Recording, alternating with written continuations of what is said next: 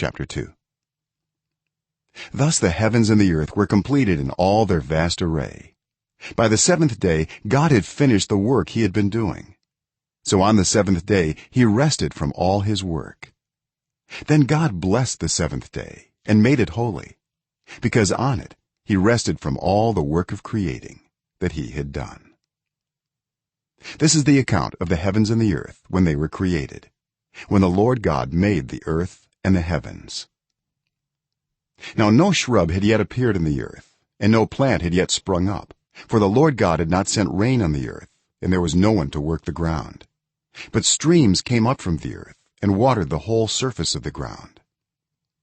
Then the Lord God formed a man from the dust of the ground and breathed into his nostrils the breath of life, and the man became a living being. Now the Lord God had planted a garden in the east, in Eden, and there he put the man he had formed. The Lord God made all kinds of trees grow out of the ground, trees that were pleasing to the eye and good for food. In the middle of the garden were the tree of life and the tree of the knowledge of good and evil. A river watering the garden flowed from Eden. From there it was separated into 4 headwaters. The name of the first is the Pishon. It winds through the entire land of Havilah, where there is gold. The gold of that land is good. Aromatic resin and onyx are also there. The name of the second river is the Gihon. It winds through the entire land of Cush. The name of the third river is the Tigris. It runs along the east side of Asher. And the fourth river is the Euphrates. The Lord God took the man and put him in the garden of Eden to work it and take care of it.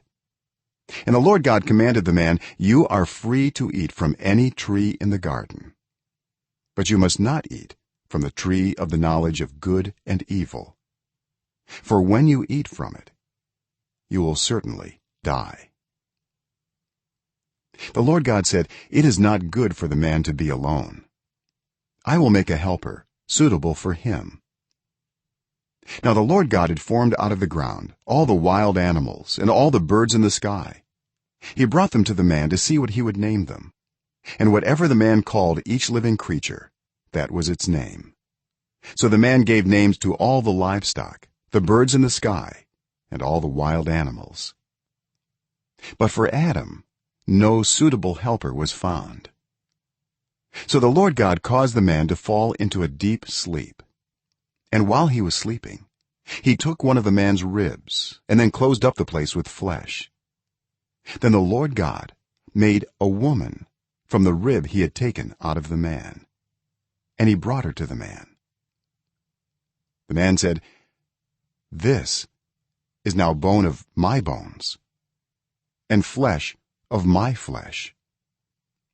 She shall be called woman, for she was taken out of man." That is why a man leaves his father and mother and is united to his wife, and they become one flesh. Adam and his wife were both naked, and they felt no shame.